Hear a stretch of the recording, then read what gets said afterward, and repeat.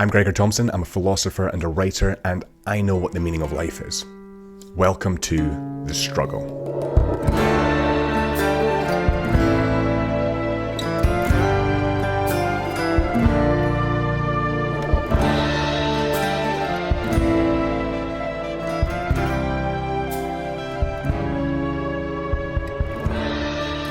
This episode is brought to you by the Struggle for Meaning newsletter. This is a weekly email newsletter that I send out for free every Sunday, a short article concerning the art of embracing struggle. I also send out tips, strategies, recommendations such as movies, music, podcasts and recipes to help along the way. To sign up completely for free, go to gregorthompson.com, the link will be in the show notes, confirm your subscription and make sure you check your spam folder for your welcome newsletter and add me to your contacts to continue to receive it in your inbox for free. And that's it. You're on your way to struggling more and being more productive, healthy and motivated. Now, let's get on with the struggle. This is episode 8 of The Struggle with me, Gregor Thompson. And for this episode, I want to speak about the struggle of culture and our tribal nature. You see, we humans are tribal and status-driven creatures, so we tend to unconsciously integrate ourselves into a tribe, then try to gain status within that tribe. We then view other tribes as unworthy or beneath our group. In 1973, psychologists Michael Billig and Henry Tadgeville conducted a study in which participants started by looking at 2 paintings, then determining which one they preferred. Then the participants were either told they were split into groups based on their painting preference or based on a simple coin toss. Each participant then went into a cubicle where they awarded real money to other participants by marking it on paper. The other participants were listed under code numbers to conceal their identity, but what wasn't concealed was what group they were assigned to. The results showed that people gave more money to members of their group, regardless of how that group was formed. So even though they were assigned a group based on a mere coin toss or just their painting preference, they still viewed the members of their group as more worthy of a reward than the other group, even with the knowledge that they were formed with something so arbitrary. It does not matter how we differentiate from others. We all unconsciously view our group, whatever group that may be, as superior. The difference between the sexist, the racist, or the xenophobic, and the non-sexist, racist, or xenophobic is that those who identify their unconscious biases and attempt to fix them aren't racist, sexist, or xenophobic. And those who truly believe they are superior consciously and that their biases are true are sexist, racist, or xenophobic.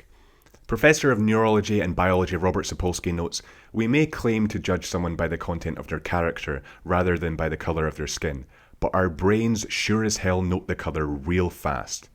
This doesn't mean that we're all racist, just that our brains note skin colour fast, and our brains are capable of passing judgments on others based on their race, simply because they are a different race to you. Countless studies have shown that we're all capable of unconscious bias based on identities such as race. We must identify these judgments if we are to treat others as we want to be treated.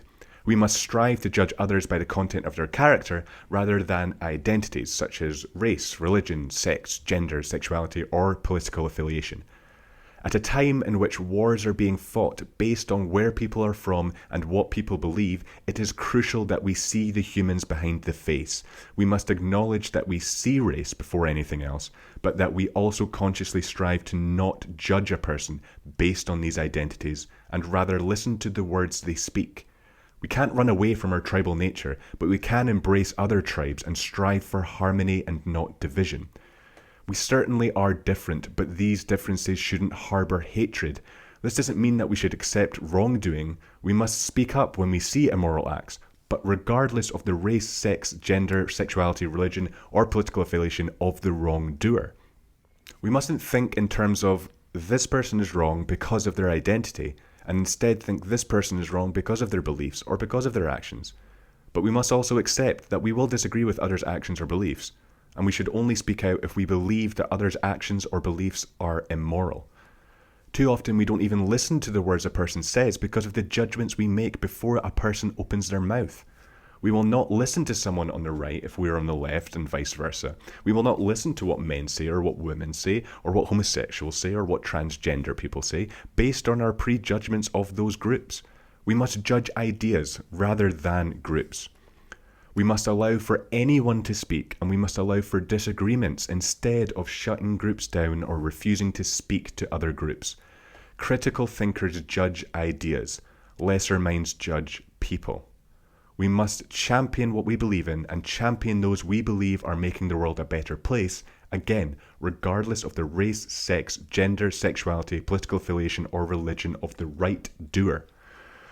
Alexander Solzhenitsyn said, "The line separating good and evil passes not through states, nor between classes, nor between political parties either, but right through every human heart, and through all human hearts." We like to simplify complex aspects of life. We want to neatly organize groups of people into the good and the evil. But it's just not as simple as that. The split is within each person. Do they act in accordance with their potential for evil or their potential for good? Judge a person by this, not by their group. We need to move away from what George Orwell termed groupthink and towards idea-think. Our first thought when someone speaks should not be what race is this person, what gender is this person, what political affiliation does this person belong to. Yes, a lot of the time we can't help but first acknowledge these aspects of the speaker, but at the very least, we should strive to judge the content of what the speaker is saying before we make fleeting judgments, or worse, before we shut down or censor. Democracies require free speech to operate, and when we attempt to censor anyone's speech, we act against that democracy. So let's struggle to accept our differences and celebrate our similarities, because there are many, even if the news or social media says differently. Judge the ideas before the identity. That's what we should strive for. The answer lies in the struggle.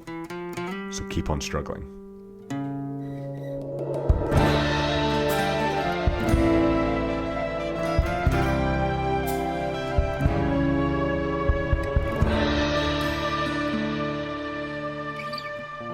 Just a few more things before you take off. First, thank you for watching. It genuinely means a lot to see people viewing the content. And second, if you are enjoying the content, please subscribe. That's the best way you can support the podcast. Now, I'll see you next week.